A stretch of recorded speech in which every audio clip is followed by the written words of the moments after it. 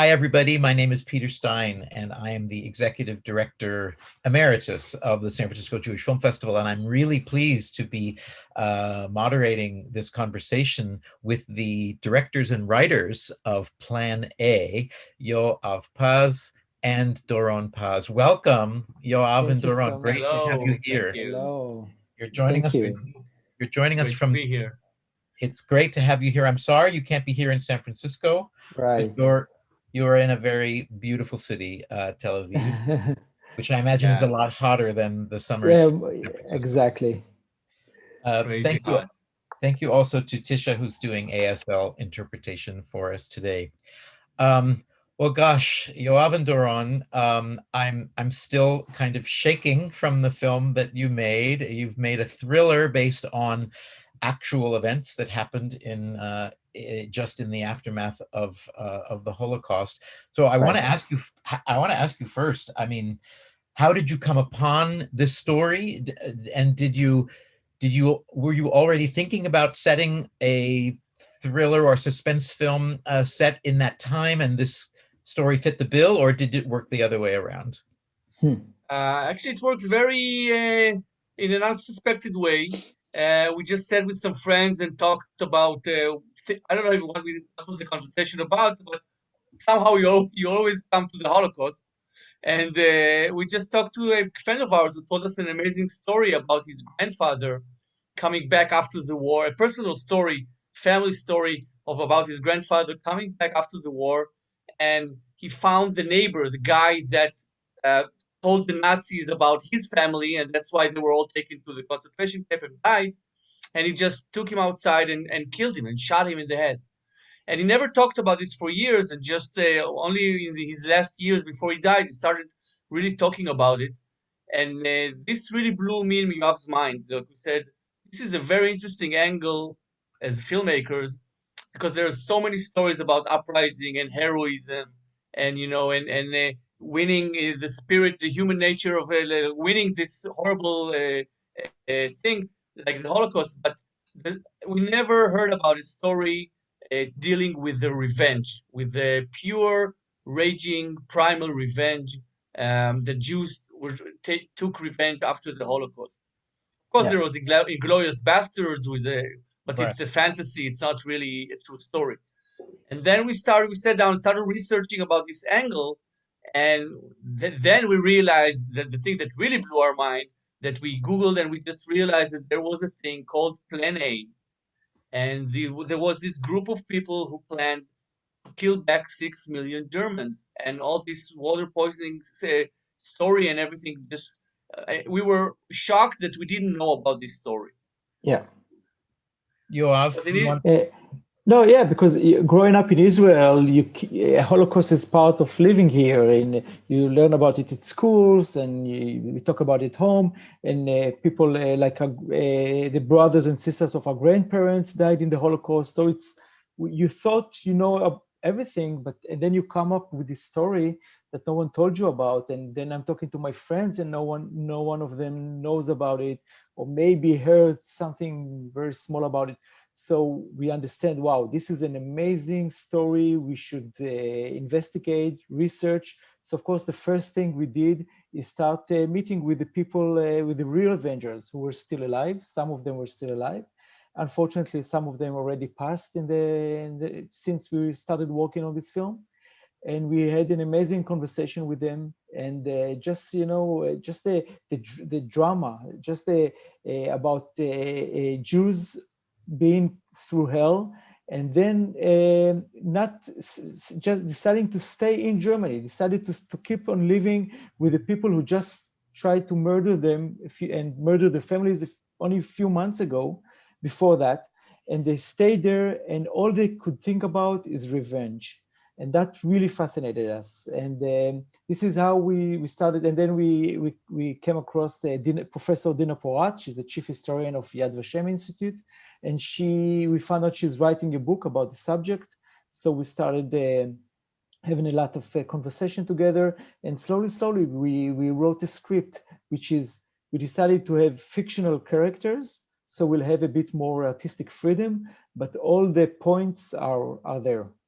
Oh, Yeah, well, um, first of all, thank you for mentioning Dina Porat, who really at this point has done kind of the definitive historical study and with interviews of many of the people who formed right. Nakam. And that's fascinating that you met her while she was writing the book, and so I guess had the advantage of then being introduced to some of the subjects. But Right. your question or the point of your adapting and including fictional elements is really fascinating because movies have this responsibility because they're so realistic of conveying like this is what happened because it just feels like we're watching something from that period. But obviously, movies are a form of storytelling, much of which is fiction. So tell me about your approach to how much fiction you were willing to go. Where did you decide to stretch? Where did you feel like, no, Right. this needs to adhere to what actually happened? That's a really good question because it was always it's a question we kept asking ourselves all the time. Because when you're writing this kind of a script, which is not a documentary, it's a thriller, it's supposed to be also entertaining, and you feel the weight on your shoulders. You're not free to do whatever you want. And but we decided that all the dots will be there, like all the points are realistic, but we're going to connect the lines the way we see it. And this is why the first decision we had is to have fictional characters based on real characters, but to have a bit more freedom. And also in our research, we were really lucky to find out that the two groups of Avengers, one of them is the Jewish Brigade, who hunted down Nazis and took them to the forest and shut them down. And then there was Abba Kovner's group who were planning to poison 6 million Germans. So they actually met. They had like a one night of meeting together. Abba Kovner came to the Jewish Brigade, tried to gain their trust and to ask them to join him. So we were so thrilled that they actually met because then we were able to connect these two stories into our character who starts with one group and then goes on to the next group. So that's one example. Yeah, Dorn? Now, this thing also helped us plot-wise because we wanted to tell this escalation in the revenge idea. Because the movie starts in a more, regular, you could say usual, the idea that everybody knows that you hunt down Nazis, the war criminals, the people that actually deserves this punishment.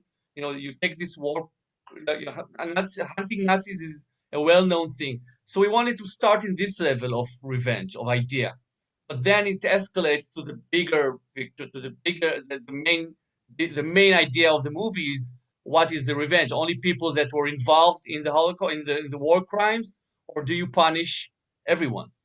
Right. So these two groups are actually symbolizes the two kinds of revenges we wanted to tell in this story. One is the more easy to digest and to understand, and the other one is much harder to understand when you want to kill civilians and kids and women that weren't actually in the death camps, just German civilians. So that's the biggest moral question that the movie that we were trying to raise. Right. And I think something that you do that's very clever is I assume you invent the character of Max who travels this emotional journey from being haunted and wanting a certain kind of that first order of revenge, the people who actually perpetrated the crimes, and makes this very stunning journey to entertaining and becoming active in the larger, what we would consider to be really morally problematic. Maybe all murder is morally problematic, but mass murder of what we know to be innocent people is really the extreme of that. And you have this character travel that journey. Tell me about how Max came to be. Is there any aspect of a real person that he's based on? It's based on many pieces and stories that we found out in our research. we read books about the subject. There were a couple of documentaries, so this is why the advantage of having a fictional character, we had more freedom building it. But then we always remember ourselves that this is also an entertaining film that meant to a large audience. It's not a documentary. So when you read it, writing the script, it's based on drama. What should the character do now? How he change? How he involves, etc. So and all kind of, and along the way you ask yourself questions like, so you need to choose between what happened in real life, and then you need to choose between drama. And sometimes this side wins, and sometimes this side wins. You can never have complete accuracy. Like I can give you one example. Like in the real life, the group kept a really low profile, and they were spread around the city. Each one kept to himself, and then they had some secret meetings. And in our film, we had to put all our characters together, so they're all sharing in one apartment, of course. So that's like, for example, for when drama is overcoming what really happened in the real life. But again, we were, I think, we stayed lawful to the story, to what drove them. That was the most important thing.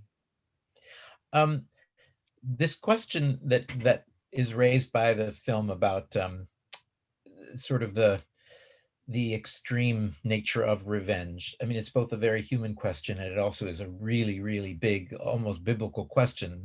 One of your characters cites the idea that an eye for an eye, and a nation for a nation. That is, if 6 million of us are going to be killed, that in a way, the laws go out the window. This is such a mass, almost incomprehensible tragedy that there is no moral standard anymore. How did you try to understand the rationale of people who even in their 20s were, and maybe even to the day that they died, felt that they were looking to do something that was just, and that it was not immoral for them to exact that kind of revenge?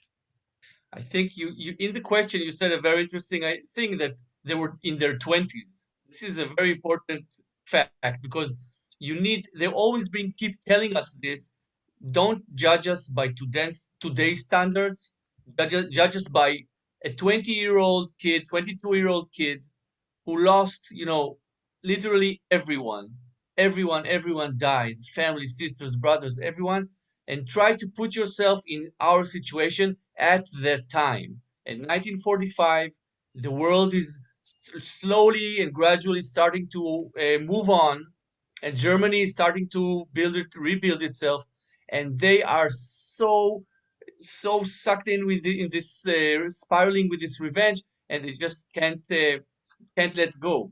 So we didn't want, the only thing that we was in front of our head is to talk about the human side of going through this revenge operation, because psychologically it's such an enormous weight.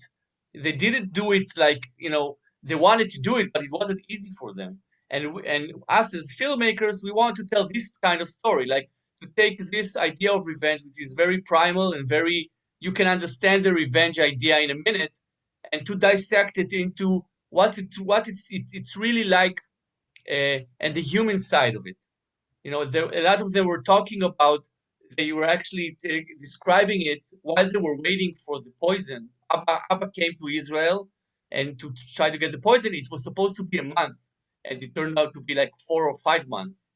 So during that time, they were describing these processes like a black cancer eating them from the inside, and consuming their souls while they are living in German population and living amongst German kids and women, and the German people, and they are just waiting there like caged lions, waiting for this poison to come. So for us, this is a great dramatic engine as filmmakers, just to this emotional human emotions that running through their heads. Right. Did you get the sense, as you spoke with, or as you understood Dina Porat's research with the other members of the Nakam group, did you get the sense that that many of them in that moment or in that time developed misgivings? Did some of them still wish that they had carried this out? Not regarding Plan A, but I know regarding Plan B, because let's talk a little bit about Plan B, because that doesn't come up in the film. What was Plan B? It was like too much to tell in the first versions of the script. After Plan A collapsed, they went on to Plan B, and there's so many stories and so much drama everywhere. But it's only a feature film. We cannot tell such a big story. So we decided to concentrate on Plan A. But what happened in real life is that after Plan A collapsed, and there's also questions: why did it happen? Is it like Ben Gurion and the Haganah snitched on Abba Kovner, and then he was in prison in Egyptian prison for the British prison in Egypt for almost a year? But was it because they snitched, or some historians say it was just a technical thing? But anyway, sorry. Plan B. Plan B, exactly. After it collapsed, some of the group went on and executed Plan B, which is like a plan that everyone, or a lot of people, can understand and can relate to, which is to poison the bread supply to the prisoner, to the war prisoners, to people who did horrible things and they deserve to die. In this operation, there's also, some say it succeeded, partly succeeded, some say it's completely was a failure. But all of the Nakam group, when you talk to them, they are referring to Plan B, which is a shame that it didn't succeed the way it should be, and it should have happened in other cities as well, in other prison camps as well, and they feel sorry that they didn't really get the revenge they should have done. Regarding Plan A, it's more complicated. Right, and just to be clear, I mean, my understanding anyway, and correct me if I'm wrong, is that Plan B was carried out to infiltrate the bakeries that were supplying bread to the German prisoners of war at Dachau prison camp and elsewhere, and it actually succeeded. I mean, they did in fact succeeded. They poisoned hundreds of people, but none of them died. And it is a little bit weird to talk about that being a failure, that it didn't succeed, because what we're still talking about is a kind of vigilante justice. And it brings up these questions that your film brings up too, is the competition between the human wish to take revenge and being held to standards of justice, of more like the Nuremberg trials, which were seen as quote unquote successful, even though groups like Nakam would have looked at that and said, no, you're prosecuting 12 or 15 or 30 people when there were hundreds and thousands. Talk about that a little bit, and what you learned about this competition between revenge and justice. We had so much material in this film, and we wanted the audience to ask themselves what would they have done if they were in Mac's shoes or in the Nakam group's shoes. Which way should they have chosen? It's so difficult to, in today's standards, and then when most of us live in our security, and we feel secure most of the time. And it's really difficult to judge them by today's standards. But still, we wanted the audience during this film to keep asking themselves, is it right? Is it wrong? Should I want them to succeed with this plan, or should I want them to? People need to ask themselves, what are they feeling? And what is revenge? Like, a lot of these Holocaust survivors, not specifically the Nakam groups only, their revenge could be raising up a family and building Israel, and having, a lot of them were talking about, the Holocaust survivors are still talking that, I feel proud that I have 3 sons and they're Air Force pilots in the Israeli Air Force, or doctors, or because there's a lot of ways in the philosophical meaning, there's a lot of ways for revenge. Is you can destruct something and kill back, and you can construct something and build something as a revenge. Yeah. So Right. this is what we're trying to. Again, we're not taking stand because it's too much to handle. We're just raising the question: what would you do? Would you build something as a revenge and construct something positive, Right.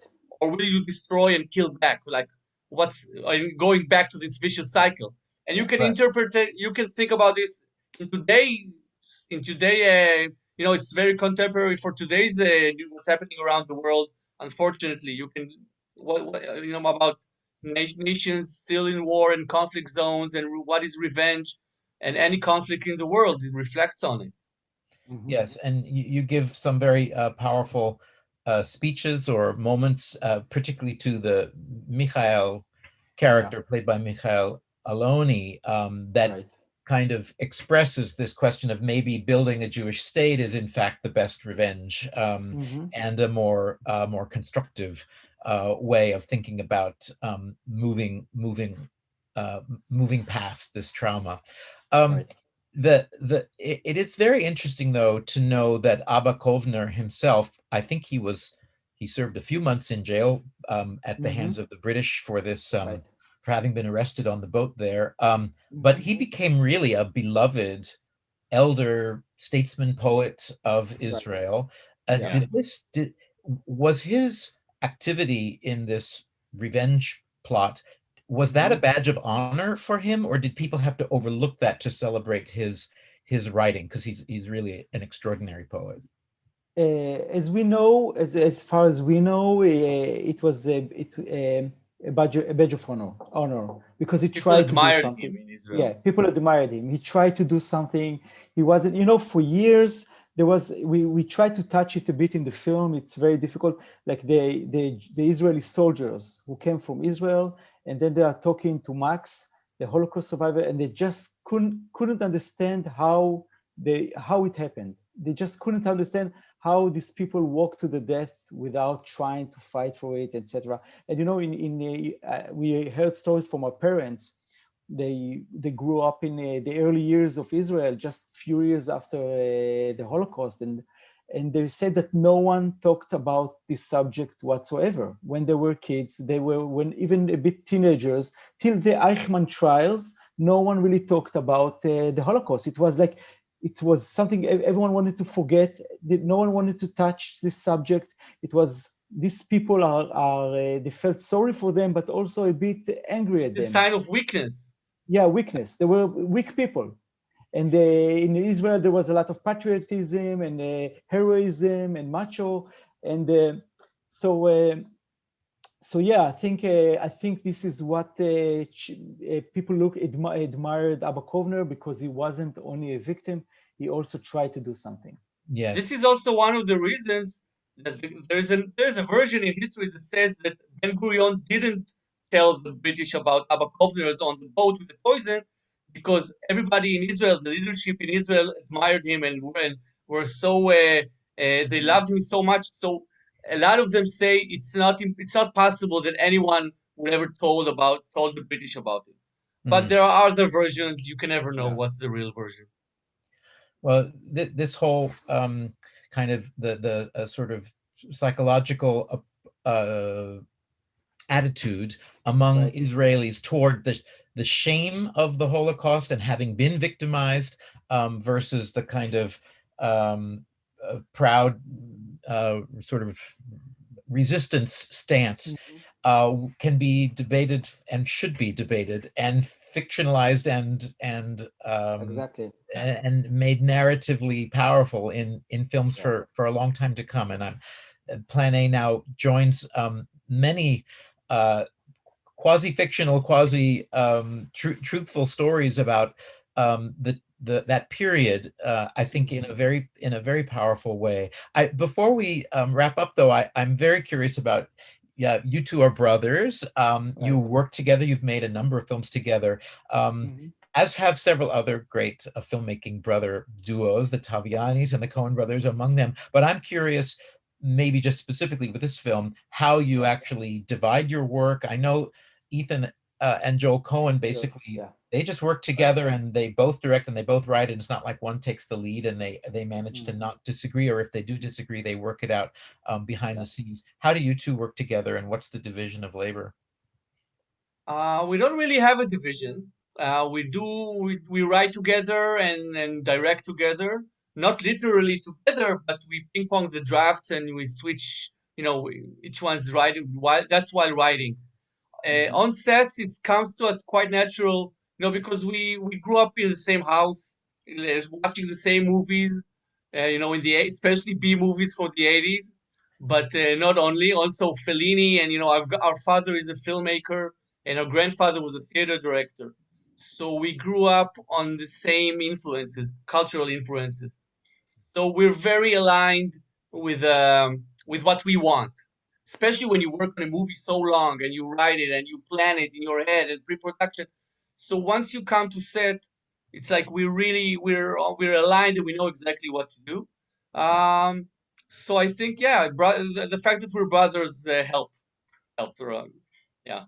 Yoav, are you in complete agreement, or are you going to disagree with your brother? No, I agree. Only the only part I disagree is in the editing room. Yeah, because right. in the editing room, you have all the free time you want, and so many decisions to take. So the shouting and the fighting starts in the editing room. Crazy shouts. Crazy shouts, yeah. Well, I hope but then the next day, no one remembers what he was shouting about. But and another rule we have is never argue in front of. Obviously, you never argue in front of the crew and cast. So we have this thing, the secret code. And if we want to argue and disagree, we say, I tell Yoav, mom called, and then we go out, and then we go aside, and we argue, we discuss, and we discuss separately, and then we come back to the set. That is a great strategy. Well, congratulations on a really fascinating work. I want to so much. It rewards rewatching, I think, because particularly with the history woven in, it's very interesting to see your fictional storytelling choices as well. Congratulations. We hope that whatever you make next finds its way not just to San Francisco, but that you find your way here as well. It would be a pleasure to have you in the Bay Area. I would be honored, of course. Thank you very much. And thank you everyone for in the audience that came to see the film. You are, I think, the first people in the world to actually see the film. It's the first screenings, and it's we are very enthusiastic about it. Well, that's an honor for the festival and for the festival's audiences to be able to see it first. Congratulations, and thanks again. Okay, thank you everyone. It was a pleasure. Thank you very much. It was a pleasure.